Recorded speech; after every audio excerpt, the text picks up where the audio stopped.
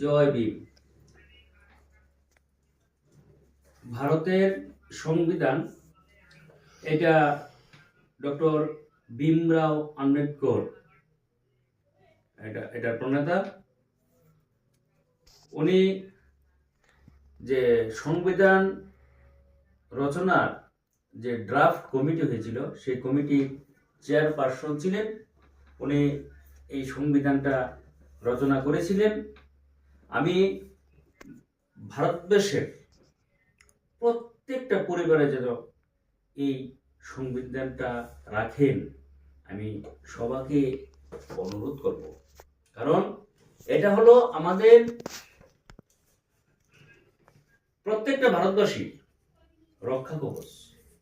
বাঁচার জন্য, জীবন জীবিকার জন্য, উন্নয়নের জন্য সমস্ত দিক দিয়ে একটা ব্যক্তির লাইফ স্টাইল বা চলার জীবন কিভাবে উন্নয়ন হবে, কিভাবে সে বাঁচবে, সমস্ত আইন কানুন, সমস্ত নিয়ম কানুন সেই সংবিধানের মধ্যে আছে। তাই অন্ততপক্ষে যারা ক্লাস 9-এ পড়াশোনা করে তাদের হাতে যেন, ক্লাস 9 থেকে যত উপরে যাবে সমস্ত স্টুডেন্টের হাতে যেন এই বইটা থাকে। ওরা যেন তখন থেকেই ভারতবর্ষের আইন সম্বন্ধে বা সংবিধান সম্পর্কে অন্তত কিছুটা অবগত থাকে। তাহলে তাদের ব্যক্তি জীবন সুখের হবে, বুঝবে, ভারতকে জানবে, চিনবে। এই বইটা যিনি সংকলন করেছেন সংবিধানের, তারকনাথ মল্লিক, উনি একটু নিবেদন করেছেন যে বিশ্বের বৃহত্তম গণতান্ত্রিক দেশের নাগরিক হিসাবে শাসক শ্রেণীর অধিকার, দায়িত্ব ও কর্তব্য এবং নাগরিকদের অধিকার, দায়িত্ব ও কর্তব্য সম্পর্কে অবগত থাকা একান্তই দরকার বলে মনে করি।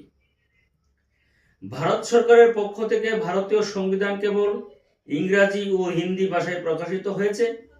আমরা যারা বাংলা ভাষায় কথা বলি তাদের পক্ষে ইংরেজি বা হিন্দি ভাষায় সংবিধানের মর্মার্থ অনুধাবন করা খুবই কষ্টকর। আবার আমাদের অনেকে ইংরেজি বা হিন্দি বুঝিও না। ফলে যারা সচেতন নাগরিক হিসাবে নিজেদের দেশের রাজনৈতিক ব্যবস্থা সম্পর্কে অবগত হতে চায়, আমাদের বাংলায় অনুদিত সংবিধান উপকারে লাগবে বলে আমার বিশ্বাস। এছাড়াও রাষ্ট্রবিজ্ঞানের ছাত্র ছাত্রীদেরও বইটি উপকারে লাগবে বলে আমার বিশ্বাস। যদি কারো এই বইটি উপকারে লাগে তাহলে আমার পরিশ্রম সার্থক হবে। তারকনাথ মল্লিক নিবেদক। তো আমি তার জন্য বললাম যে প্রত্যেকটা স্টুডেন্ট অন্তত ক্লাস 9 থেকে শুরু করে উপরে যতটুকু যাবে প্রত্যেকটা স্টুডেন্ট যেন এই বইটা একবারের জন্য পড়ে, তাহলে তার জীবনে অনেক বিষয় কাজে লাগবে। জয় ভীম।